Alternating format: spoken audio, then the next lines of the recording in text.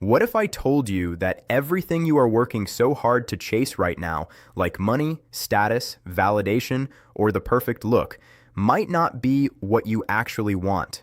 You heard that right. It is a perfect psychological trap that took me over 29 long years to finally see through. We keep lying to ourselves that when we make more money, we will be free. When we look better, we will be confident. When we become somebody, we will finally start living. But what is the reality?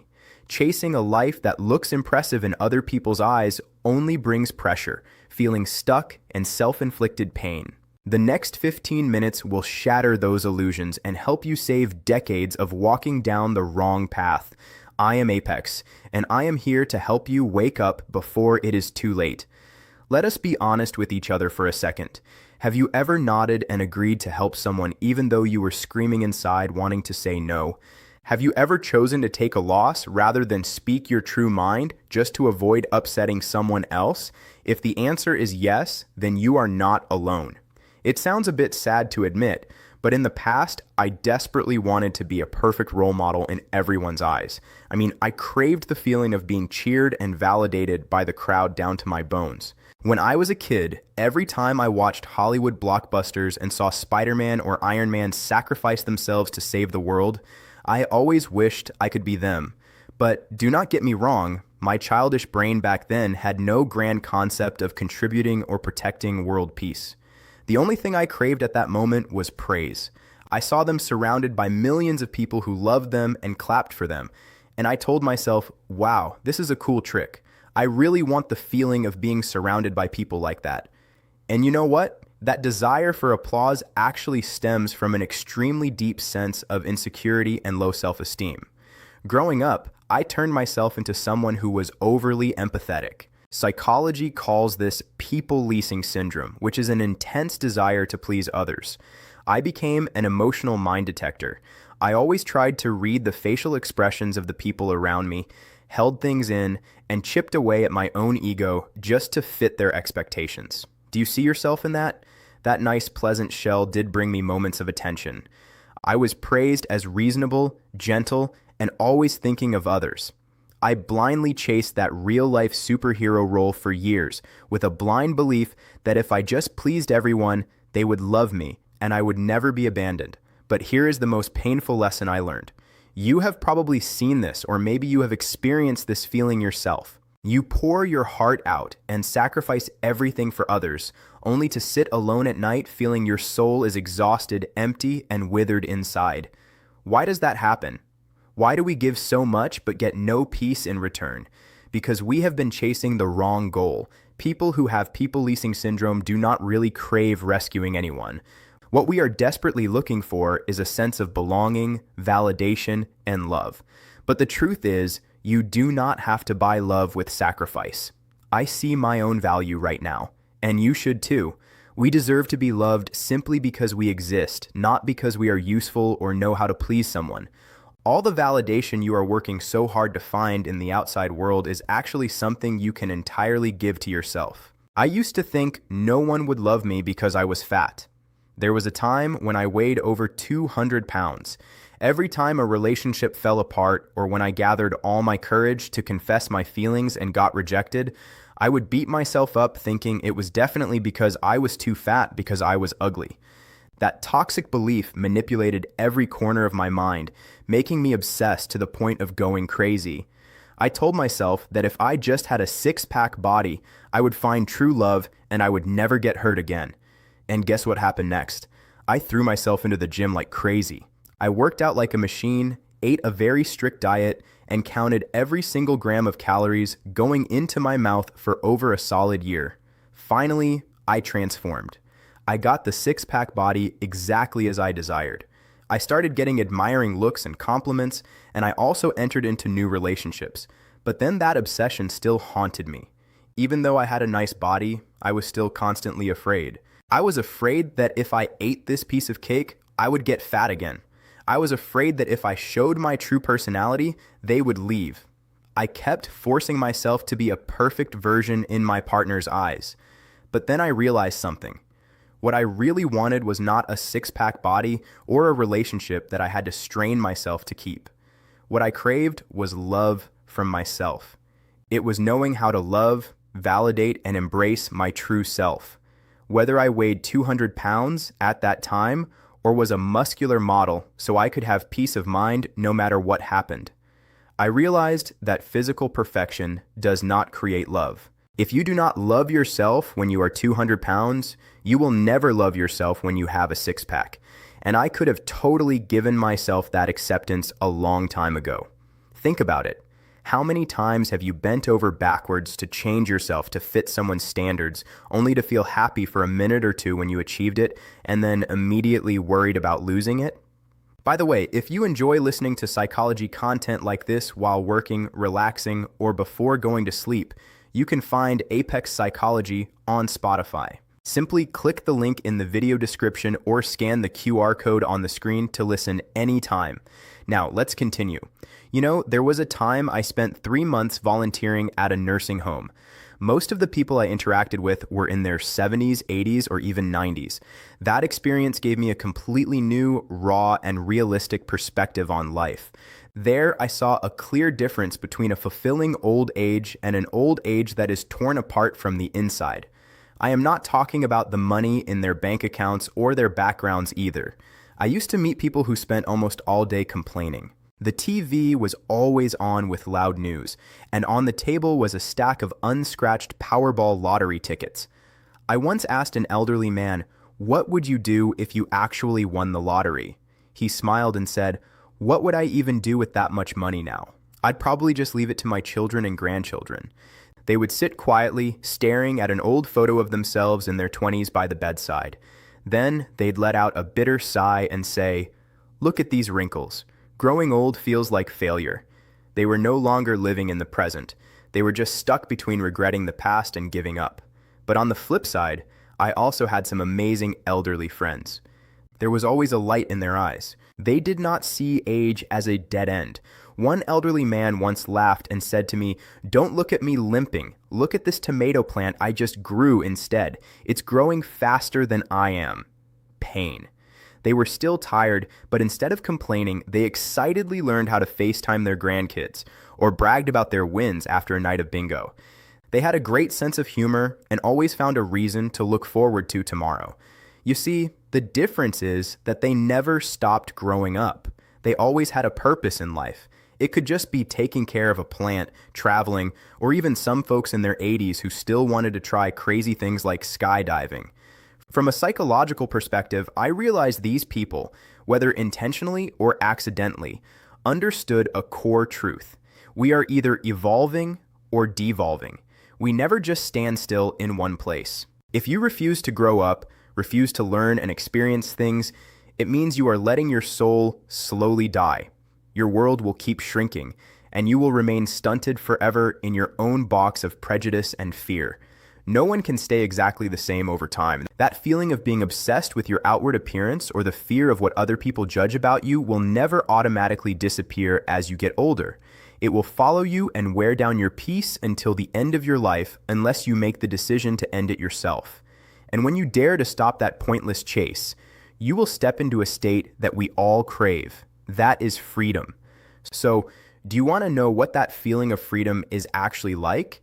It is when the negative comments that used to hurt you no longer hold the same weight. It is when other people's standards or opinions about your appearance or your personal choices are no longer strong enough to control your mind like before. True freedom lies in learning how to prioritize what is actually important to you. You start knowing how to walk away from relationships that are no longer a good fit, or simply dare to say no to requests that make you lose your own boundaries. That is when you know you are living for yourself and not to please others.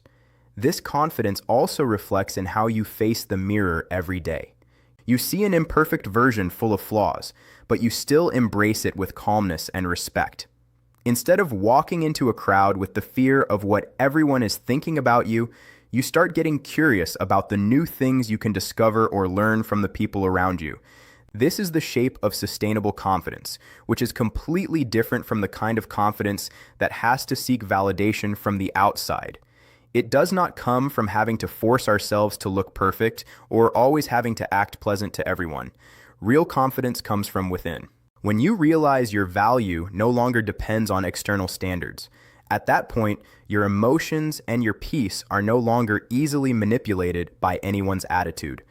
Maybe you are just like me. Sometimes we crave to do something truly for ourselves, but then we stand frozen because of fear. In the past, I used to crave living fully with my passion, but I was stuck in a stable job that I had zero interest in anymore. To be honest, quitting my job at that time was not a simple decision at all.